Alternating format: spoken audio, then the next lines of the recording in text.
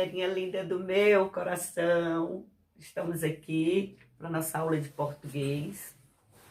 Hoje, a nossa aula é sobre sinais gráficos. Vocês aprenderam que, às vezes, quando escrevemos, usamos certos sinais nas palavras, como o tio, o acento circunflexo, o acento agudo, entre outros. Esses sinais são chamados de sinais gráficos. E eles têm esse nome porque são usados na grafia ou na escrita das palavras. Vamos ver primeiro o acento circunflexo. Olha só, o acento circunflexo. O acento circunflexo nós usamos sobre as vogais tônicas A, E e O. E nós usamos para indicar que elas têm som fechado. Exemplo. Um exemplo nós temos. Olha só. Um exemplo nós temos. Um dos exemplos, vamos colocar pânico. Pânico, olha só. Você, avô, e muitas outras palavras. Aí nós temos o acento agudo. Olha só, acento agudo. O acento agudo usamos sobre as vogais A, E e O, como o acento circunflexo. E nós usamos para indicar que o som que elas têm é aberto. Então, som fechado, som aberto. Exemplo, vou pegar um pincel aqui. Exemplo, nós temos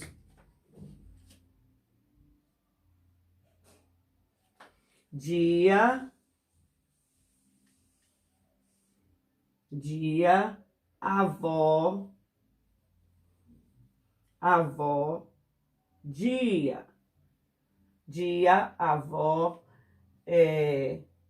lá. São exemplos de acento agudo. Aí nós temos o tio. Olha só, nós temos o tio. O tio nós usamos sobre as vogais A e O. E nós usamos para indicar que elas têm um som nasal. Um exemplo, nós temos amanhã,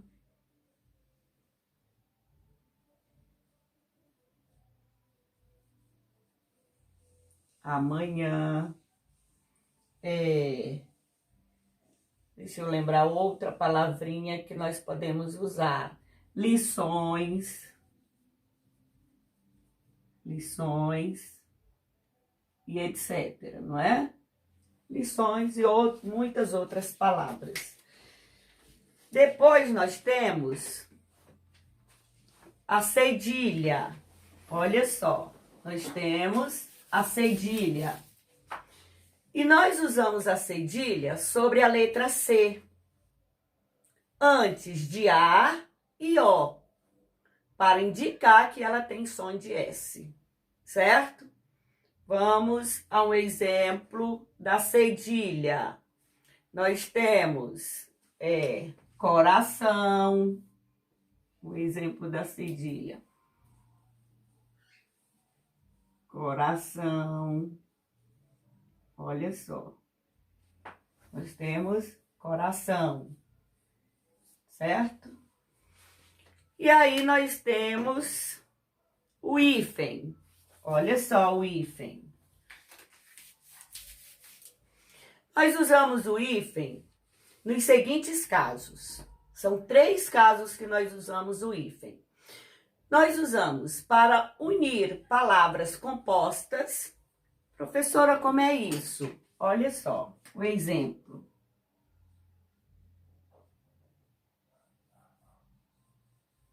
Guarda-roupa.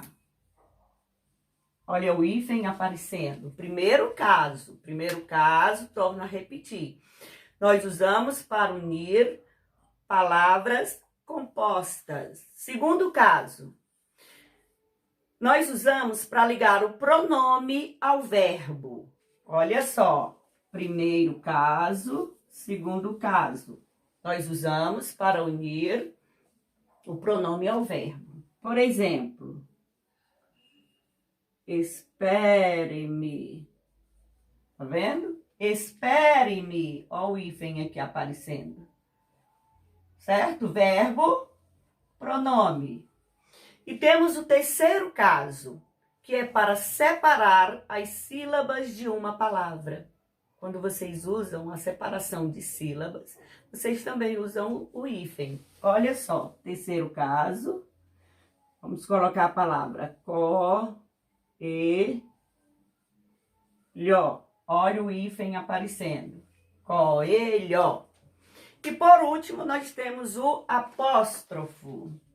Ver onde eu vou colocar. Nós temos o apóstrofo. Usamos o apóstrofo para indicar que a letra E da preposição de foi tirada de certas palavras compostas. Por exemplo, caixa d'água. Nós temos caixa de água. Caixa de água. Então, nós vamos usar e vai ficar caixa, ó, o apóstrofo, d'água. Ó, em cima do A, sumiu o D e ficou caixa d'água. Observe que o D se transformou em, ó, o Dzinho com o apóstrofo. Isso ocorre quando numa palavra composta, o D vem antes de uma palavra que começa por vogal. Ou seja, na maioria dos casos, é a palavra água.